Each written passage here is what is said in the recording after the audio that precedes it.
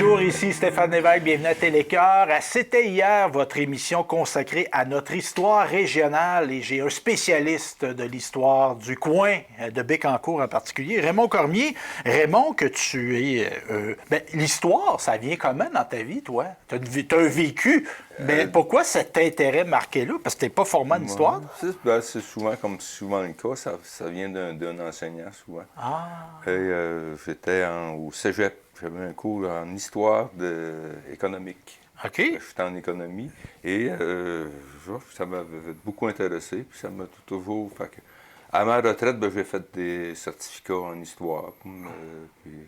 Tu as donné des outils. Des outils Oui.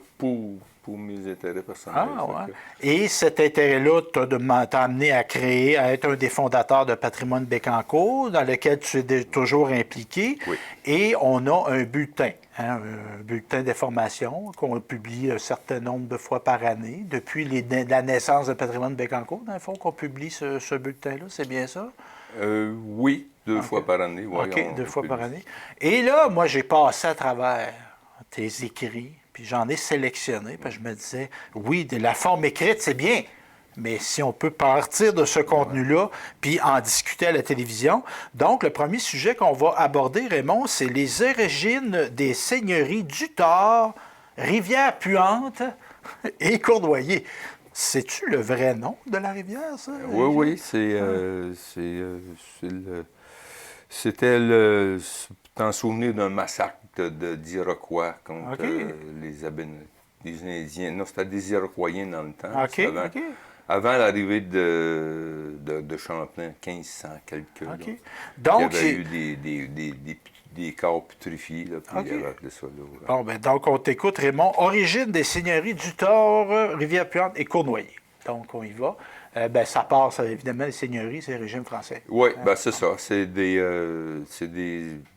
le régime seigneurial. Et on voulait, la métropole, la France, voulait que le territoire soit colonisé. Puis la façon qu'ils ont trouvé, c'est de donner des terres à des seigneurs qui, en contrepartie, devaient les en distribuer à des censitaires. Des censitaires, donc ce n'étaient pas des propriétaires. Le propriétaire, c'était la couronne française? C'était le seigneur. Le seigneur était propriétaire. Le censitaire n'était pas propriétaire, mais pouvait vendre sa censive là, à d'autres. Donc, il y avait un certain droit de... Quand à son décès, il pouvait donner en héritage sa terre à ses enfants ou les vendre. Donc, c'était pas... Et la faire fructifier à son compte, mais évidemment, il y avait si je ne me trompe pas, l'histoire de secondaire 4 commence à être un petit peu loin, mais il fallait que tu verses un sens. Oui, bien c'est ça. Tu avais comme un impôt à payer. Une espèce de location. J'appelle ça une location. Dans le fond, il payait, une espèce de location. Mais apparemment que c'était pas tant que ça, parce qu'il y avait beaucoup de seigneurs, mais il y avait peu de colons. Fait qu'il y avait pas tant de pression que ça. Si le seigneur exagérait dans son sens, le colon pouvait dire, je vais déménager, je vais aller voir. Fait que c'était pas si... C'était pas de l'esclavage. Non, c'était pas tant de l'esclavage comme en France, là, où on disait, là, c'était vraiment... Là, les terres étaient plus rares, tout ça. Peut-être qu'après ça, là, c'est venu un peu plus rare. Mais... Oui, parce que là, il y a eu une densité, puis des familles nombreuses. Les fameuses nos mères qui ont fait des dizaines, des quinzaines d'enfants. Et là, je reviens au Seigneur. Est-ce que le Seigneur devait offrir, c'était comme un peu l'État, le Seigneur? Est-ce qu'il devait, ou le gouvernement municipal, ou appelons ça comme ça, est-ce qu'il devait fournir des services, lui? Oui. C'est sûr que le Seigneur, il devait d'abord fournir le service là, de moulin banal pour moudre le blé et les grains là, des cultivateurs. Donc, Raymond, juste t'interrompre, dans chaque seigneurie qu'il y a eu le long du fleuve Saint-Laurent, parce que c'est là qu'il y a eu des seigneuries, comme à Saint-Nord d'Aston, il n'y avait pas de seigneurie. Non, là, on est dans un autre. Puis on y arrivera. Ici, c'est un canton. C'est le canton d'Aston, je pense. Effectivement. Donc, seigneurie, le seigneur, est-ce que, dans le fond, ma question, est-ce qu'il y avait un moulin dans chaque seigneurie? Normalement, il était obligatoire d'avoir un moulin dans chaque, mais dans l'histoire, il y a eu des seigneurs qui ont été beaucoup plus longs à mettre parce que c'était pas, il n'y avait pas assez de monde ou il y avait plusieurs raisons. Mais normalement, là, il y en avait un dans chaque seigneur. Ah. Ben, on a l'exemple là, du moulin Michel. Mais ça veut dire qu'il y en a beaucoup qui sont disparus. Ah ben oui. Ouais, ça n'a pas été, nous autres, on l'a conservé, c'est heureux, là, mais il y en avait tout le long du fleuve, dans le fond. Oui, puis il y avait aussi des moulins avant. Il y avait aussi des moulins à Bécancour, à Bécancour même, dans l'ancienne paroisse de Bécancour. Okay. Il y avait un moulin avant, là, sur l'actuelle rue Nicolas-Perrault. OK. Parce que c'est ça. Puis en quoi c'était important? Parce qu'évidemment, tu étais agriculteur sur une seigneurie. Faire un bâtiment de cette ampleur-là, c'était coûteux. Tu ne pouvais pas avoir ton moulin. Ben, ça aurait pu. Est-ce que ça aurait pu? Non, c'était un droit exclusif. OK. C'était un droit exclusif au seigneur. Il ne pouvait pas. Puis le censitaire était obligé d'aller sous le seigneur. Il ne pouvait pas aller dans une autre seigneurie c'était. C'était un droit exclusif. Et ça, c'est la base de la vie humaine, parce que là, tu allais moudre ton grain qui te permettait de te faire à manger. Ben oui. Et puis le Seigneur avait d'autres pouvoirs aussi. Il avait le pouvoir là, de police, d'arrestation, de jugement. C'était l'État. Ben oui, que la vie soit un peu là, réguler la vie quotidienne. Puis évidemment, de seigneurie, c'était attenant au fleuve. Donc, moi, je dis des fois un peu à la blague, le fleuve, c'était l'autoroute 20 d'avant. L'autoroute 20, c'était la voie navigable. Mais est-ce qu'il devait entretenir des chemins? Est-ce qu'il devait creuser des chemins? C'est-à-dire que les chemins étaient à la charge des colons. Okay. Que le Seigneur, lui, sa responsabilité, c'était de le tracer, en fait. Je cherchais le mot, là. De tracer le chemin. Puis là, parce qu'il y a eu beaucoup de chicanes là-dessus. Là, il y en avait qui disaient, on va le mettre plus là, on va le mettre là. Mais en tout cas, là, le Seigneur décidait avec le grand voyer, qui était un officier d'État. OK. Un officier d'État de la Nouvelle-France. Un urbaniste un peu. Oui, parce que lui, à l'intérieur de la seigneurie, c'était le Seigneur, mais il fallait que les chemins se raboutent entre les seigneuries, donc ça prenait une autorité un peu supérieure. Mais puis on va y arriver, mais est-ce que c'était un mode de fonctionnement efficace avec le recul? C'était-tu mieux les cantons? Parce que les cantons, c'était la division anglaise, quand les Anglais, puis je ne veux pas dire que les Anglais sont meilleurs que les Français ou les Français sont meilleurs que les Anglais, mais est-ce que c'était une division territoriale qui était efficace des seigneuries? Bien, c'était efficace parce que c'était peu large, c'était à peu près 3-4 km par 30 km de profond. Donc, c'est parce que le fleuve, c'était l'autoroute. Tandis que le canton, lui, c'est 10 000 carrés.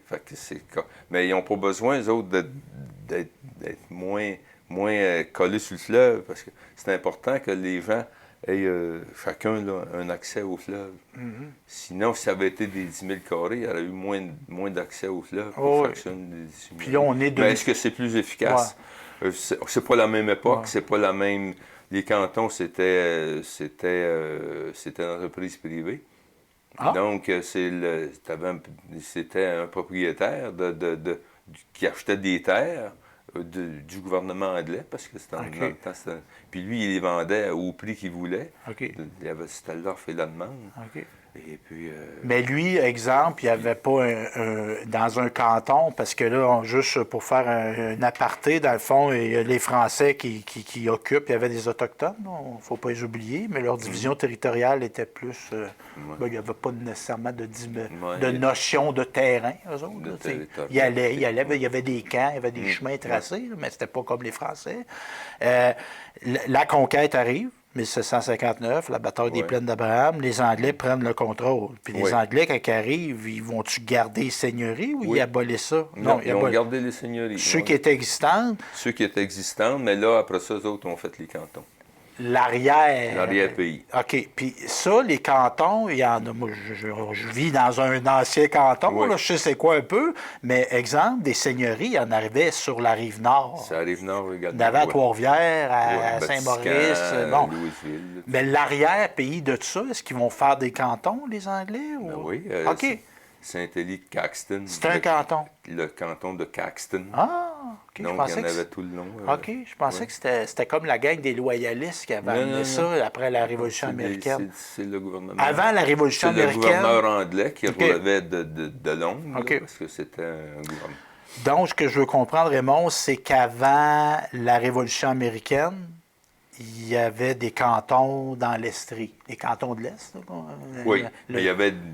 mais la conquête, la Révolution américaine va amener un afflux d'anglophones, de loyalistes qui vont venir habiter plus ces cantons-là. Mais les cantons n'ont pas tous été faits les premières années. Là. OK. Si on regarde les cantons d'Abitibi, c'est dans les années 1800, 1900 même, que des nouveaux cantons se développaient au fur et à mesure. OK. Fait que dans les cantons de l'Est, je ne sais pas si en 1760, 63, on se rendait jusqu'à la frontière. Il faut comprendre aussi que dans ces époques-là, il y avait comme des territoires non organisés. C'est ça. Ou propriétés d'immenses propriétés comme la compagnie de la baie du Son ou des propriétaires comme les Price au Lac-Saint-Jean qui avaient des immenses territoires réservés pour la coupe de bois. Eux autres, ils n'étaient pas pour ça, les cantons, eux autres. Là. Non, ils ne voulaient pas, ils voulaient, tu sais... Ils voulaient faire ce qu'ils veulent dans le territoire. C'est ça.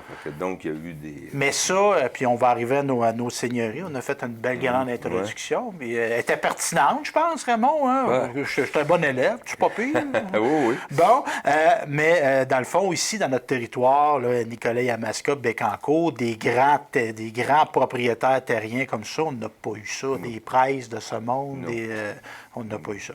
Donc, on arrive à nos seigneuries, Duthor, Rivière-Puante et Cournoyer. Oui. Duthor, c'était la seigneurie de Duthor, c'est l'ancien village. On peut dire en gros, c'est le village de Bécancour jusqu'à Aston. Okay. Tout le long de la rivière Bécancour. Okay. Tandis que la seigneurie Cournoyer, c'est à peu près le parc industriel. Le parc industriel jusqu'à Sainte-Gertrude. OK. Donc, Puis le noyau villageois, là, je pose une question, puis je présume la réponse, parce que je sais où est le village de Bécancour. Les villages étaient plus vers la proximité du fleuve que dans le fond de la seigneurie, logiquement. Là. Le hameau, là, l'église, la petite église. Il faut dire que les villages, c'est tard. C'est plus au 19e siècle qu'il y a eu des villages. Il y avait une église à quelque part, mais pour dire un regroupement villageois avec des bourgeois, puis des prêtres, des curés, puis des notaires, c'est beaucoup plus rendu au 19e siècle. Donc, tu me dis, Duthor, c'était le village de Bécancour jusqu'à... oui, c'est tout le long, là, ce qu'on appelle Nicolas Perrault, là, jusqu'à... OK. Puis Duthor, là, c'est-tu le seigneur? C'est-tu son nom? Oui, c'est son nom. Puis es-tu resté des écrits de est-ce que c'était un bon seigneur? C'était-tu un bon Jack? Ça, c'était Duthor, là? Ben, on le sait peut-être pas. Il est difficile à trouver parce que parce que les seigneurs devaient faire des aveux et des dénombrements chaque année. OK, un recensement. Une espèce de recensement.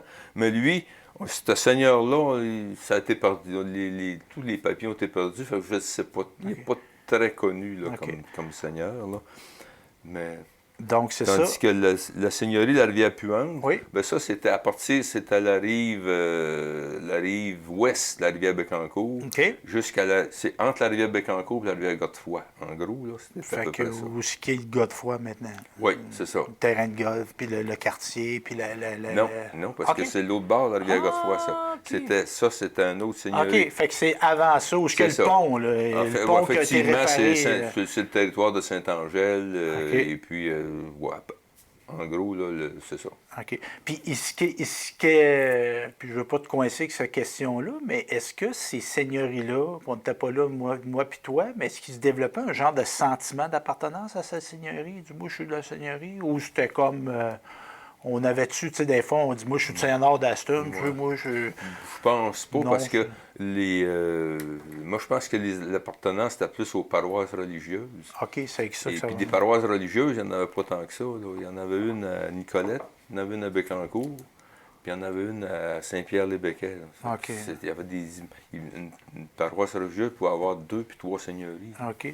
Puis, Donc, c'était plus ça, je pense. puis les recensements qui sont restés, tu sais, exemple, il pouvait y avoir combien de personnes, de résidents dans une seigneurie? De sens?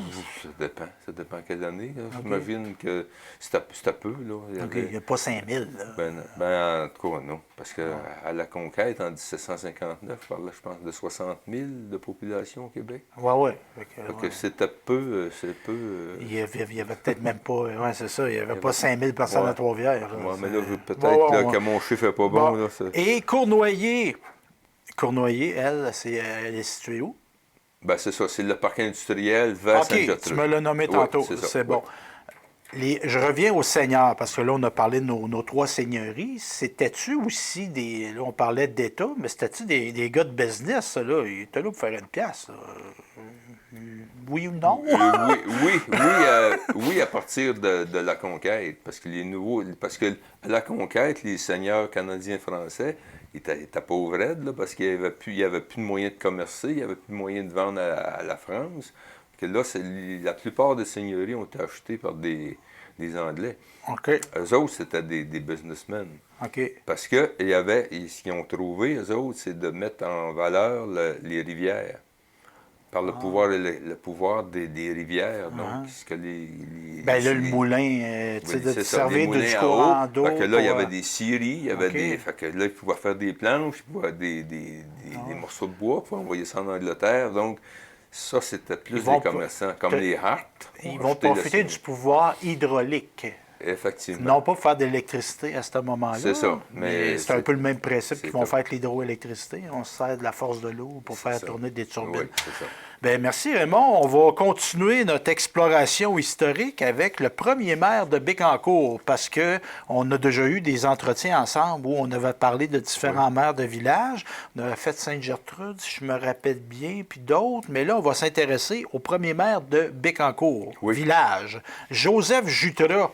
Oui. C'était qui, ce gars-là? Un petit gars de Baie-du-Fèvre. Ah ouais? OK. Oui, c'était un petit gars de Baie-du-Fèvre. Son père était cultivateur, pas tellement riche, mais lui, il avait, apparemment, qu'il était assez brillant. Et le curé de Baie-du-Fèvre l'avait fait instruire au séminaire de Nicolet. OK. Et il était devenu notaire. Quand même. Et là, on parle d'une époque, là, Bécancour, la naissance. Ça, c'est plus. La naissance des municipalités, c'est à partir de 1850. OK. Avant ça, c'était les seigneuries, il n'y avait pas de municipalité. Okay. Donc, on parle entre 1850 et 1900. Là. Fait que le niveau d'instruction qu'il a atteint, puis dans des milieux comme le nôtre, dans cette époque-là, beaucoup de gens, encore plus les femmes, mais n'avaient pas accès à l'école. Il y a beaucoup de gens qui ne savaient pas lire, ne savaient pas écrire. C'était du bien bon monde pareil, mais... Le notaire, le curé, le médecin, c'était les seuls à peu près là, qui pouvaient aider. Même des fois, il y en a peut-être qui n'ont pas aidé. Ben, on présumera de rien, mais tu sais, exemple, tu reçois un avis, tu ne sais pas lire, tu fais quoi, etc. Donc, puis le fait qu'ils partent de Baie-du-Fèvre, parce que des fois, on est dans des milieux ruraux, puis quand tu n'es pas de la place, c'est pas pareil.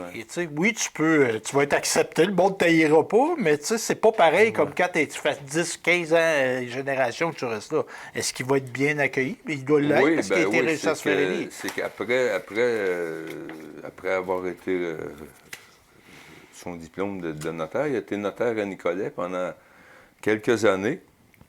Et là, c'est dans les années 1860, 65, ils ont fondé les bureaux d'enregistrement.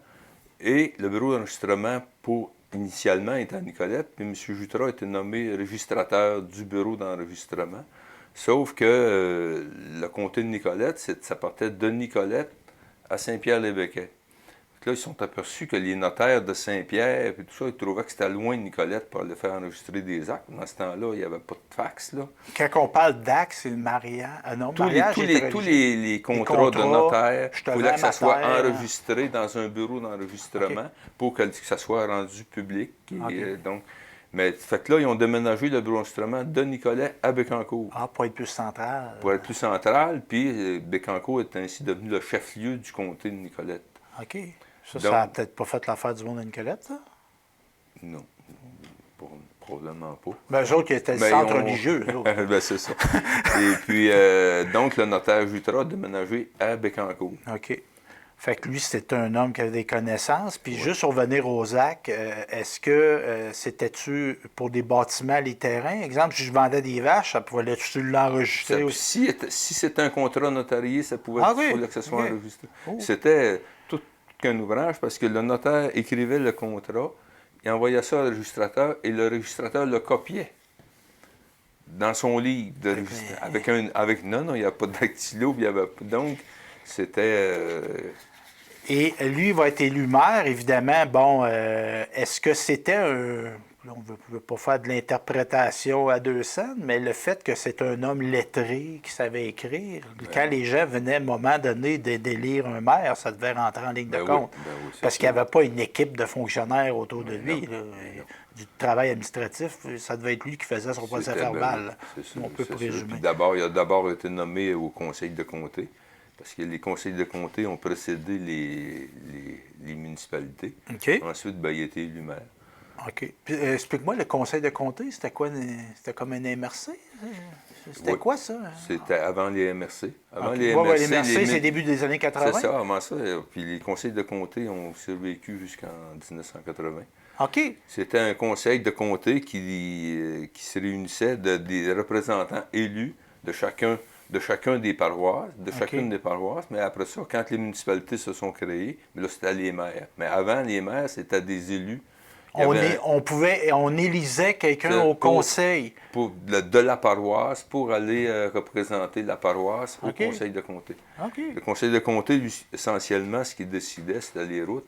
Parce que c'est des équipements, je ne sais pas si c'est le bon terme, mais qu'on se partageait collectivement. Puis il faut que les routes, ça traverse plusieurs municipalités, plusieurs paroisses, donc ça prend une autorité. Dans le fond, le grand envoyé, ce qu'il faisait, c'est là, il dit, la route passe de même, mais vous allez vous arranger. Okay. Puis là, il déterminait aussi qui payait. OK, oui. Puis selon c'est-tu la population qui rentre en ligne de compte? C'est-tu la superficie? C'est-tu ci? C'est-tu ça? Puis il y avait peut-être des gens qui usaient de leur influence pour que le chemin passe à telle place ou à telle autre. Ça se pouvait aussi. Il y a beaucoup de places qu'on voit, là. Saint-Prend entre Bécancour et le Grand Saint-Esprit. À un moment donné, il y a comme un petit croche de même. Ah ouais. Ça, c'était deux seigneuries différentes. Fait que là, il se raboutait, là. Il n'y a rien d'hasard. Parce que moi, je suis toujours fasciné par ça. Même la géographie est reflet de l'histoire. Oui. Juste de se promener de vue aérienne, on a parlé tantôt de seigneurie, de canton.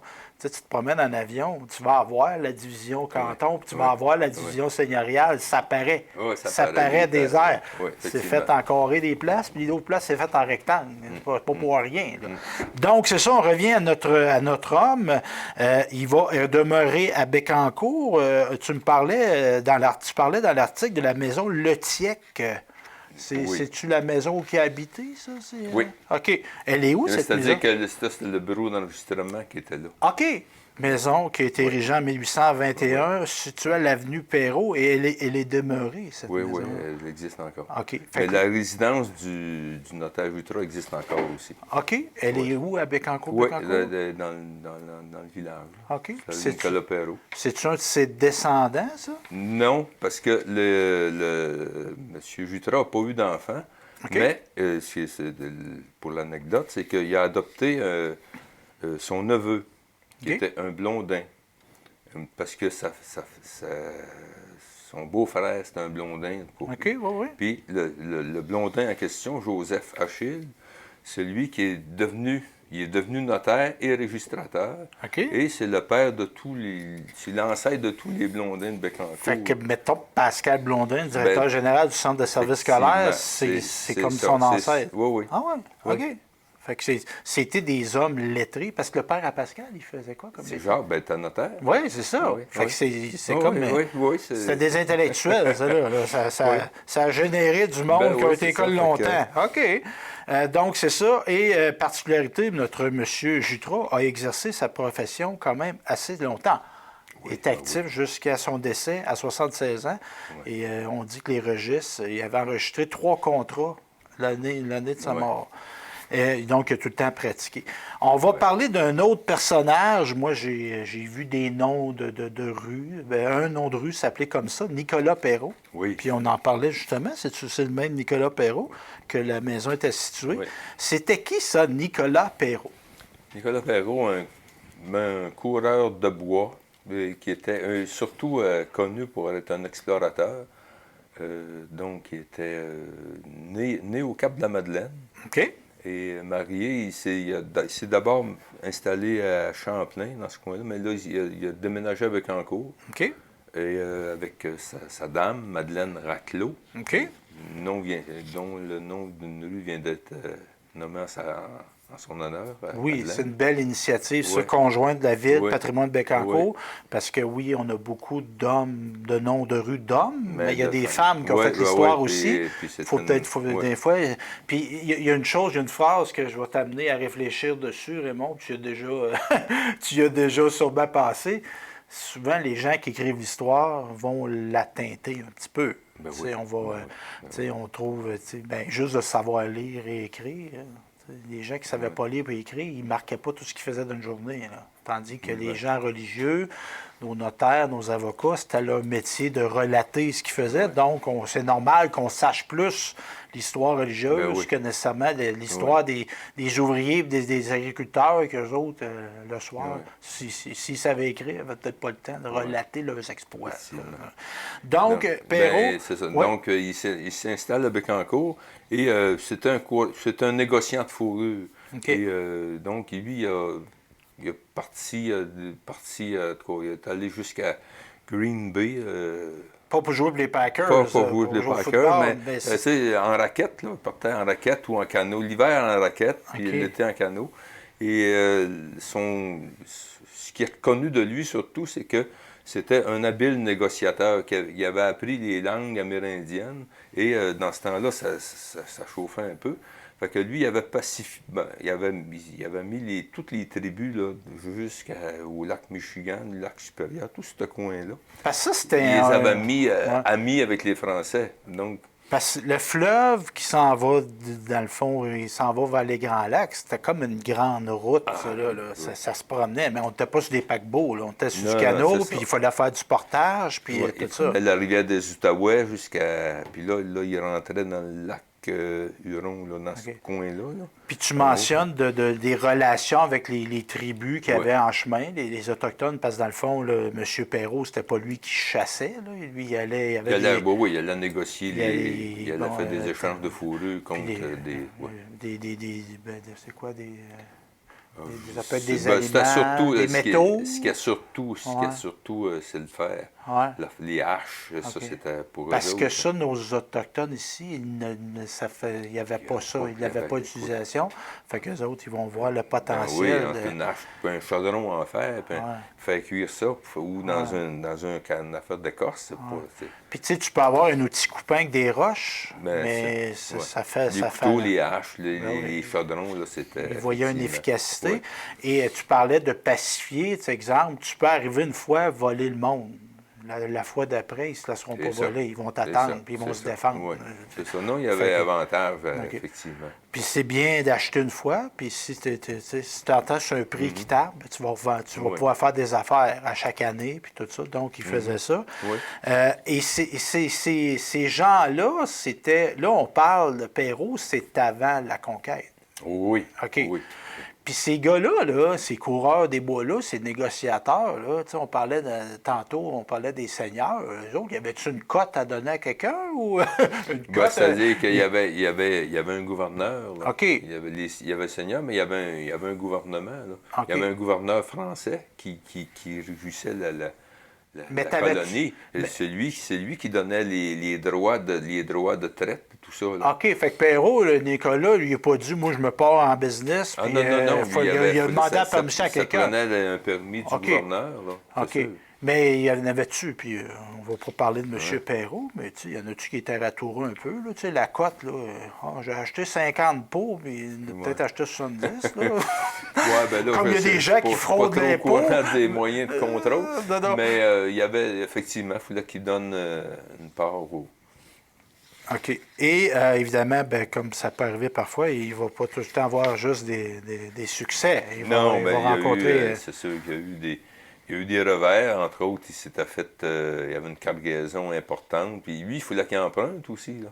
Pour monter là-bas, il prenait des canaux, ça, il prenait du stock pour échanger. Des hommes. Fait qu'il y avait des marchands qui lui avançaient de l'argent contre le fait qu'il lui rachetaient ses fourrures. Donc, lui, il empruntait. Puis bon, ben, il y a eu il y a eu des guerres, il s'est fait brûler ses fourrures, il y a eu des pertes. OK. Il était presque en faillite. Il OK. était tellement en faillite il a donné à sa dame, Madeleine Raclot, qui est devenue sa procuration, qui était propriétaire des terres à Bécancour, parce qu'il ne voulait pas se faire saisir, parce qu'il n'avait plus aucun bien. Là. Fait que la dame va Ouais. être. Puisque ça ne devait pas être si commun que ça, une femme. Non, qui, non, puis c'est elle qui allait le défendre en cours. OK. Parce que lui, il était d'un pays d'en haut, là. Ah, oui, oui. Puis il y avait les créanciers qui couraient après lui. Fait que c'est elle qui allait même une fois à Montréal pour le défendre là, dans OK.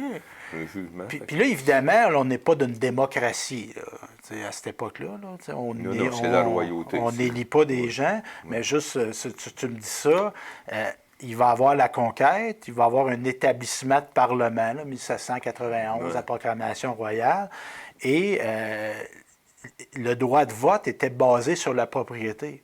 Oui, Et il y a des femmes qui votaient. oui, oui. Ils sont fait enlever le droit de vote avant de le revoir en 1940 au Québec. Mais entre autres, moi, j'avais déjà entendu dire que la mère de Louis-Joseph Papineau avait voté pour son fils. Parce qu'elle était propriétaire, oui. puis elle avait le droit de voter, puis elle votait.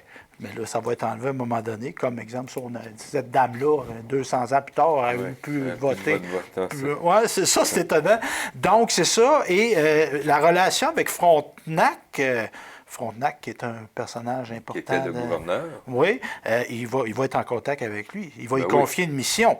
Oui, la Grande Paix de Montréal en 1701.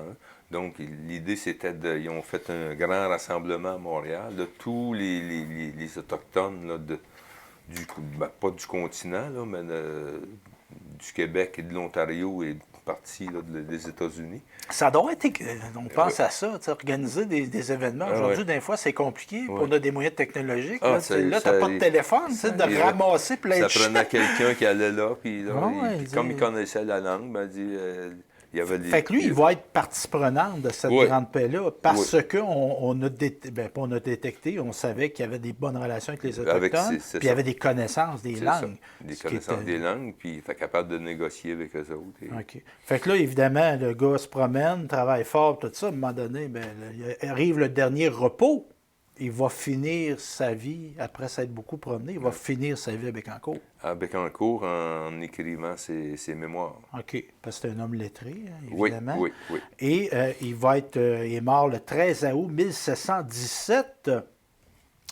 Et comment il appelait ça, ses mémoires? Mémoires sur les mœurs, coutumes et religions. On ne l'écrivait pas comme aujourd'hui. C'était Rellegion, de Sauvages de l'Amérique septentrionale. Oui. Évidemment, il y a des gens qui nous écoutent, puis on entend le terme sauvage. Voyons, on ne dit pas ça, sauvage. Hein? Ben, c'était comme ça qu'on qualifiait ça. C'est un beau mot, sauvage. Quelqu'un qui... La vie sauvage, c'est bien. La nature. Oui, ça passerait moins bien aujourd'hui. C'est que le thème a été un peu... Bien, comme il y a bien des termes comme ça qui peuvent arriver. C'est un habitant, tu disais, hey, tu étais un maudit habitant, mais c'était une gloire d'être un habitant en même temps. T'habitais.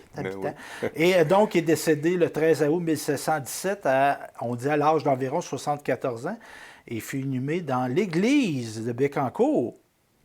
Il a eu le privilège, lui, parce que ça, on peut parler de ça, Raymond, il y a des églises qui sont debout en ce moment sur notre territoire où il y a des gens qui sont enterrés dedans. Oui, Saint-Angèle, Saint-Grégoire, plusieurs... Ça, c'était au sous-sol. Au sous-sol.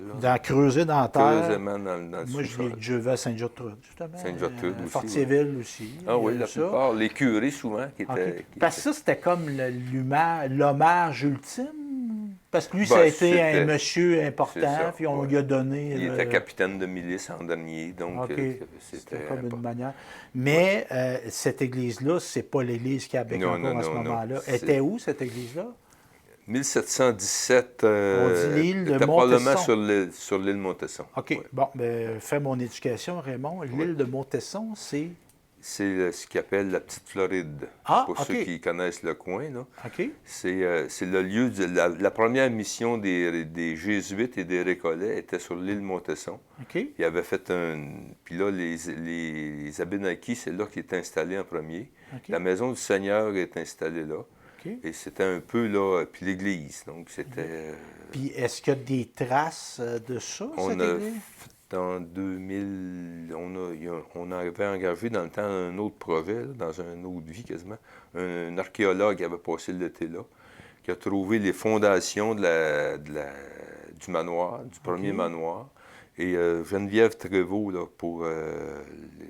à Wallinac, a trouvé, elle, les fondations de l'église et probablement le cimetière. Mais là, elle avait pas assez de moyens là, pour... Continuer oui, mais l'exploration. elle dit probablement qu'il était là. Mais si on va là, parce que l'île est...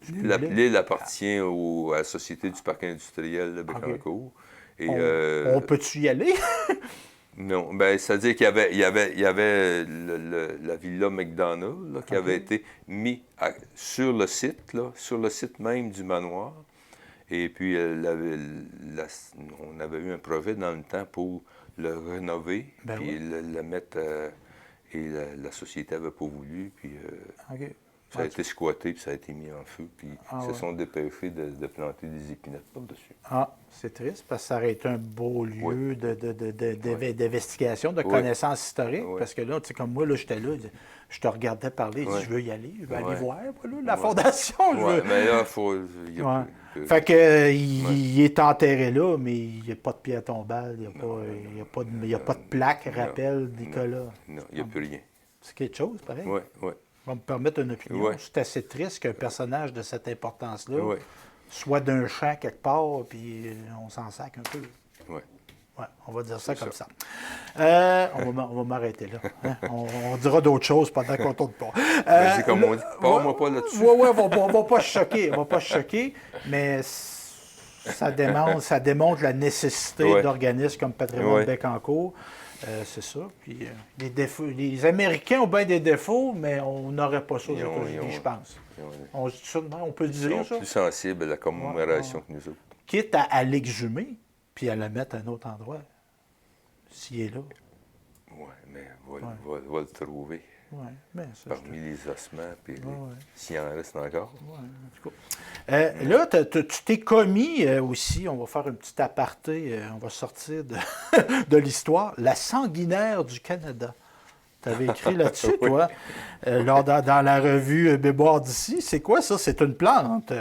Une plante qu'on a à Bécancour, entre autres, sanguinaire. C'est quoi ça, du sanguinaire? Ça, c'est un aveu de quelqu'un qui m'avait dit ça, que son grand-père faisait le commerce de la sanguinaire. C'est avec ça qu'il avait payé un peu pour élever sa famille. La sanguinaire, c'est une plante, et lorsque le liquide, là, je ne connais pas le traitement, ça fait comme un liquide pour les avortements.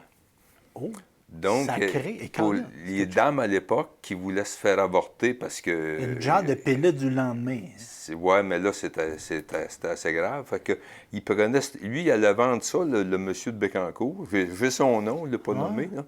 Puis il allait vendre ça au marché de Québec. Il traitait cette plante-là, parce que c'est une plante qui était super. Puis il extrayait le liquide, mettait ça dans des petites... il mettait ça dans des petites fioles, il allait vendre ça sous la couverte. Parce que là, j'allais dire... C'était défendu, l'Église catholique.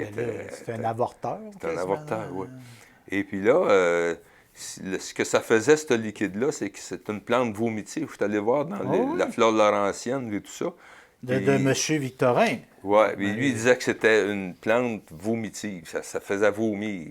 OK. Fait que on peut voir un peu le lien, là. Ça faisait tellement vomir qu'il était tellement malade que peut-être qu'il avortait. OK. Ah, Caroline. Ouais. Puis ça, il y en a-tu? Je veux pas inciter personne à en Oui, prendre, à faire vomir, mais est-ce qu'elle est... on en retrouve à l'état c'est sur le sauvage? bord de la rivière, moi. OK. Moi, ça fleurit au printemps. Puis quelques semaines, hein? Quelques c'est ça, c'est pas semaines, très puis long. après ça, on ne sait pas. OK. Je n'ai pas fait de recherche. Mentionnons que Léon Provencher, né à Bécancour le 10 mars 1820, lui avait reçu une bourse du curé pour faire ses études classiques. Un autre, où il est ordonné prêtre, puis lui, il l'a identifié. Oui. C'est ça, il l'a décrite. C'est lui qui a écrit il a écrit un livre sur la flore. OK. Que Marie-Victorin s'est inspiré dans ses mémoires. Elle disait, oui, s'est inspiré de Léon Provencher. D'ailleurs, lui a fini sa vie, Léon Provencher, à Cap-Rouge. Il y a un parc à Cap-Rouge qui s'appelle le parc Léon Provencher. Ben oui, c'est ce curé-là. OK. Il y a un gars de Bécancour qui a un parc à Cap-Rouge. Oui. Ben oui, moi je suis né à Saint-Honor-d'Aston, mais j'ai fait mes études universitaires, j'ai travaillé un peu à Québec, puis j'ai demeuré à Cap-Rouge. Je me rappelle de ce nom-là. Là. Oui. Donc c'est ça, fait que M. Provencher, qui décède en 1892, que l'on doit. Donc, c'est ça. Ben, c'est intéressant, ça, de savoir qu'il y avait un. Il y avait comme. On avait tout ça. Tu sais, moi, quand j'étais jeune, je lisais Lucky Luke. Oui. Le Far West, tout ça. C'est lui qui tire plus vite que son nom. Oui, puis c'est ça. Des fois, tu avais comme ils pognaient des charlatans, là, des gars qui se promenaient d'une place à l'autre, qui vendaient des médicaments, puis ils engageaient quelqu'un pour dire ah, je ne marchais pas et maintenant je marche. Mais on a-tu eu ces phénomènes-là dans nos villages de gars qui se promenaient d'une place à l'autre? Il y a le médecin Laterrière qui avait apparemment qui resté à Gentilly. OK. Et qui est à Bécancour, justement, sur l'île Montesson. Ensuite, à Gentilly, Baie-du-Fer. Apparemment qu'il se promenait avec un chariot, là. OK. Mais lui, c'était un vrai médecin. Il avait fait ses études à Harvard. Autre? Hein? Oui, OK. monsieur. OK. Oui. Comment il s'est ramassé là? Ah, Y avait-tu des parents qui avaient beaucoup de sous? Non, c'était... OK. C'était un drôle. C'était un Français qui est arrivé ici, qui se disait médecin. Okay. Mais il n'y avait pas les papiers. Puis à un moment donné, il a dit je vais aller chercher mes. Oui, j'ai vu. On en reparlera. Mais c'est sûr que. Qui est disponible. Colin, c'est quelque chose. Non, parce qu'évidemment, il y a même aujourd'hui, de nos jours, des gens qui vont frauder, qui vont mentir sur leur CV. Puis des fois, ça prend du temps avant des poignées. Puis des fois, il y en a qui ne se font pas pogner. Fait qu'imagine, dans ce temps-là, dire moi, je suis notaire, je suis avocat, je suis. Bien, il y en avait sûrement, mais je ne l'ai pas documenté. OK. On continue, là, on a parlé de plantes, on va parler de bâtiments, le pont Trahan-Savoie. Oui. Qui est situé où, Raymond? Ben, c'est dans le village de Bécancour. C'est le pont qu'appelait le pont d'en haut. OK. Le pont d'en haut, parce qu'il y avait le pont d'en bas, qui est sur la 132, puis le pont d'en haut, ben, c'est à l'autre extrémité du village. OK. Et là, quand on l'a inauguré, on en a fait un événement. Ça, c'était en 1922, le 12 octobre. Oui. Tu as relaté, tu as cité un article du Nouvelliste. On a parlé de spectateurs, de personnes qui assitaient 2500. C'est quelque chose. Oui. C'est du monde. On parlait de la paix des Braves. Pas la paix, comment, non? La paix de Montréal. La paix des Braves, c'était un peu plus... C'était Bernard Landry. C'était d'autres choses. Mais 2500 personnes à cette époque-là, c'était... Oui, c'était le monde, ça voyageait. C'était comme un Woodstock. Oui. Et il va s'appeler Trahan-Savoie parce que les deux députés. C'est les noms. Effectivement, oui. M. Savoie, qui est bien connu, la famille bien connue à Manceau. Les scieries Savoie et tout ça. Et Trahan, c'était un avocat de Nicolet. OK. Donc, c'est ça. On va un fédéral, l'autre. OK. Donc, on va dire qu'Anthony Galipeau, qui était présent sur place, ministre des Travaux publics dans le cabinet de Taschereau, qui avait dit vouloir bien conserver, il avait dit aux gens présents de vouloir bien conserver leur confiance au Parti libéral au cas où il y aurait des élections générales. C'était marché encore à cette époque-là. C'était pas trop subtil. Au moins, là, ils l'ont fait. Des fois, ils ont promis des routes, des ponts, puis ils faisaient 3-4 élections. Là. Mais là, il était fait. Tandis que son collègue Joseph-Acide Savoie, député de Nicolette, a pour sa part parlé de l'importance de la voirie et fait observer que sur les 60 ponts construits par le gouvernement cette année, 4 se trouvaient dans le comté de Nicolet. Il tirait, le monsieur. C'est ça. Donc, c'est ça. Fait que, Joseph, monsieur Savoie-là, as-tu des éléments sur sa carrière politique autre d'avoir fait construire des ponts? C'était comme on dit, c'est un député. Il n'a pas été ministre, il n'a pas été, mais c'est sûr qu'à Manceau, c'est important, la famille Savoie, là, c'est sûr. De son côté, Trahan, donc c'est un homme d'affaires, là, c'est ce qu'on comprend. Oui. Arthur Trahan, lui, c'est un avocat de Nicolet. Oui. Donc, il a été élu en 1913 est élu en 1913-1915 et avant de démissionner en 1917 donc, c'est ça. Fait que, il a poursuivi sa vie publique en étant juge à la Cour supérieure, quand même. Non, ben oui, c'était des nominations. Ouais. Non, ça, c'est Savoie. Savoie a remplacé Trahan, puis il a été nommé juge. Donc, c'est ça. Un pont qui est toujours debout. Oui, qui vient d'être rénové l'année passée, a été fermé pendant presque un an. Bon. Là, on va parler de moulin à scie. On a parlé dans un autre topo qu'on a fait de moulin pour moudre le grain. Mais ça aussi, c'est important dans la vie. Parce que, tu sais, exemple, quand tu faisais une maison, tu n'allais pas chez le castor acadien. Non. Là. Tu faisais ton bois, puis tu faisais le scier. Mais tu le faisais scier, tu le coupais, puis tu allais le porter là, puis comment on a aplanir? Il le sciait, il le délignait, puis il l'embouffetait, dépendant s'il voulait l'avoir embouffeté ou pas. Encore là, t'aurais-tu pu avoir ton moulin à scie personnel? Oh oui, bien là, à cette époque-là, c'est sûr, ça c'était un moulin à scie là, qui était bâti en 1927. OK. Donc, celui qu'on parle, c'est Henri Cormier. On a Hulderic Boisvert. Donc, l'histoire de ce moulin à scie-là dont tu parlais dans ton article a commencé avec Hulderic Boisvert, qui vend une partie de son lot à Alphonse Letiec.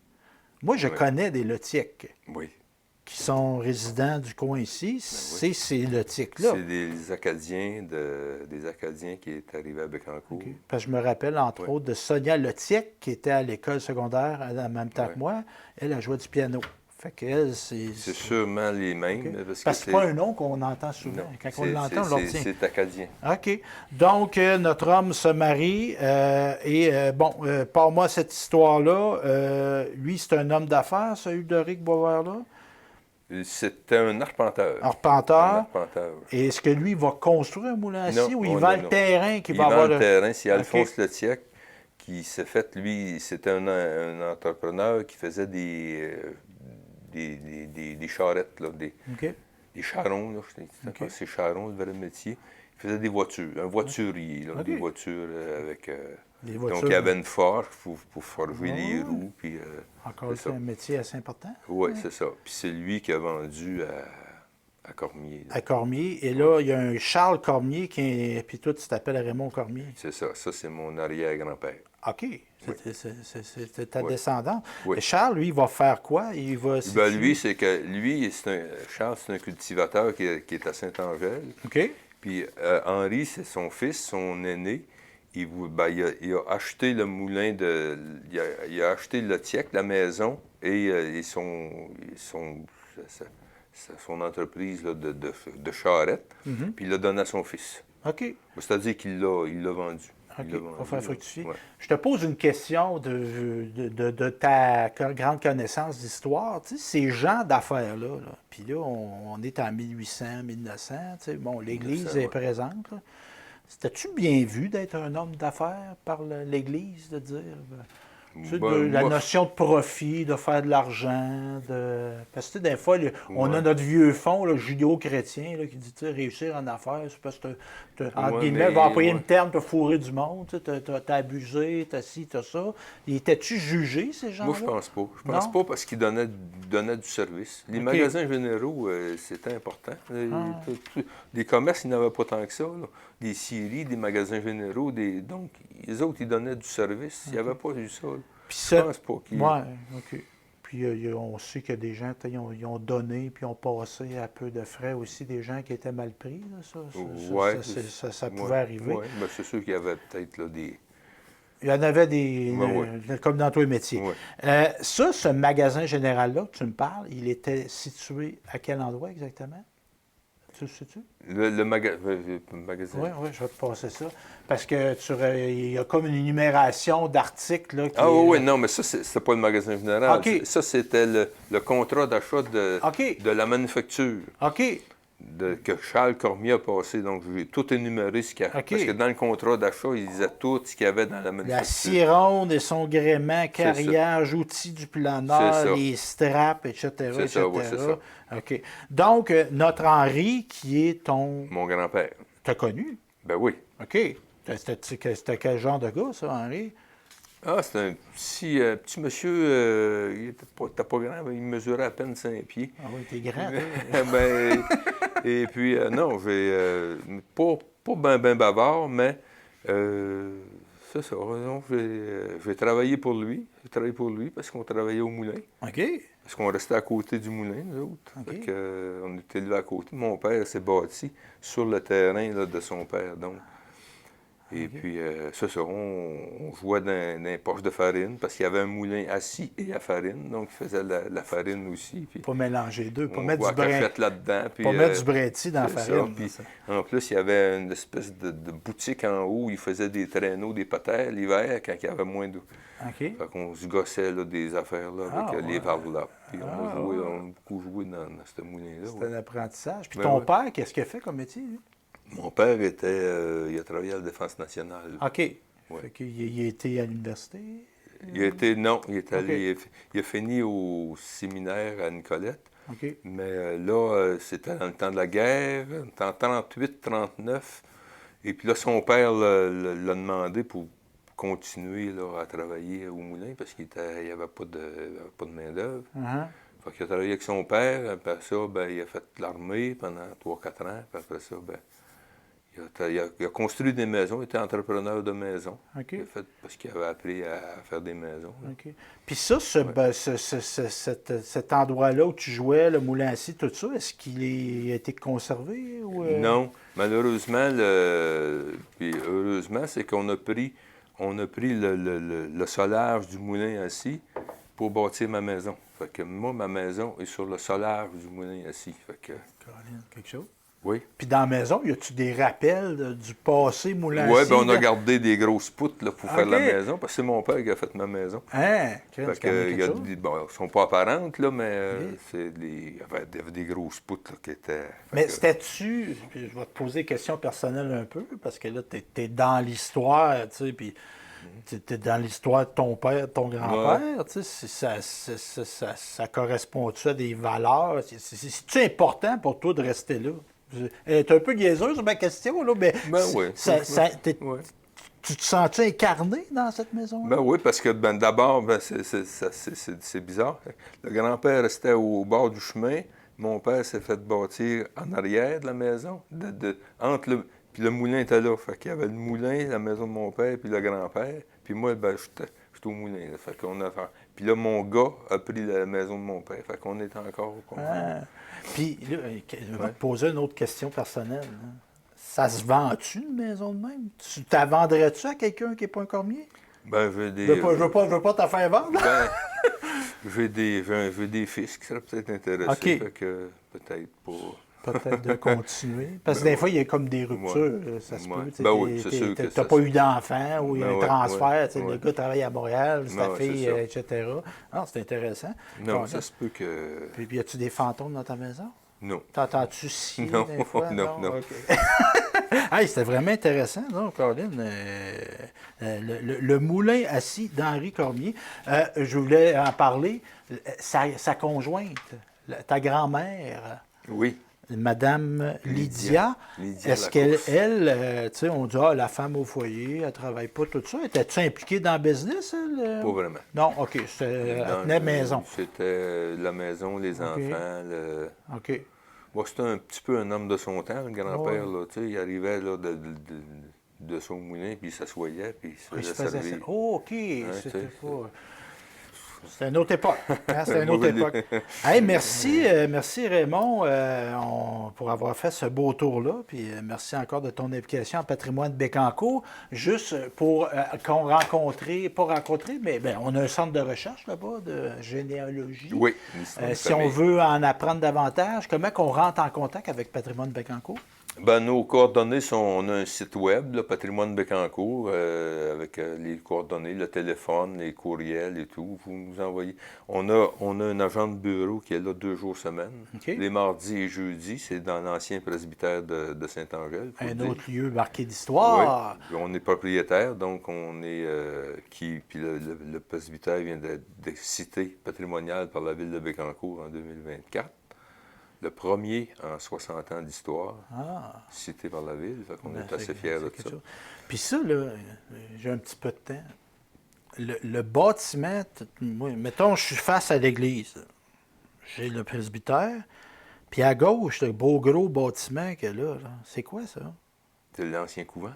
OK. Puis ça appartient à quelqu'un? Oui. OK. Y a-t-il des projets pour. Parce que ça a été à vendre. Ça a été à vendre, oui. Ça ne veut pas faire du commérage, là, mais il me semble que c'est un bâtiment qui pourrait avoir une vocation. Il y a quelqu'un qui l'avait. Le premier qui l'avait acheté, il avait voulu faire un bed and breakfast, OK. Assez de luxe, là, parce que ça avait des belles chambres. Il a mis beaucoup d'argent sur la rénovation intérieure. C'était vraiment bien. Et puis, ça n'a pas fonctionné. Il l'a vendu à un autre, qui l'a revendu à un autre. Puis là, celui qui est propriétaire actuellement, je ne le connais pas. Mais c'est habité. Ben, des fois, je me demande si c'est vraiment habité. On investiguera. Merci, Raymond Cormier. Merci. Ça m'a fait plaisir.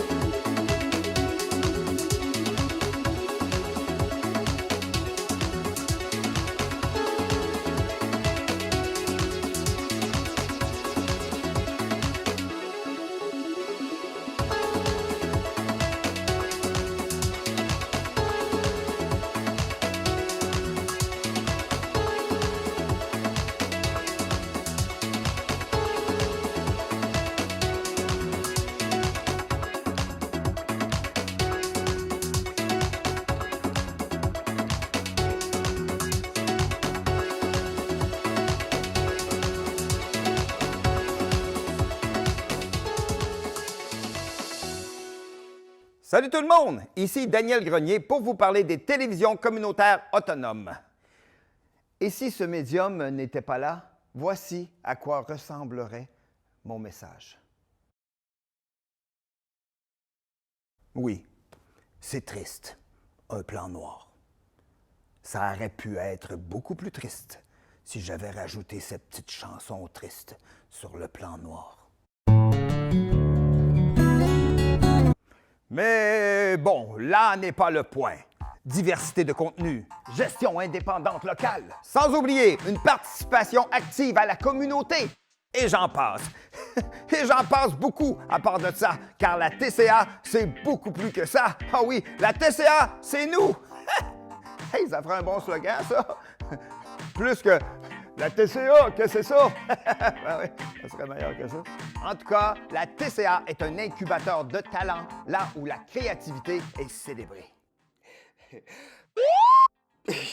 Ensemble, encourageons les télévisions communautaires autonomes. Salut!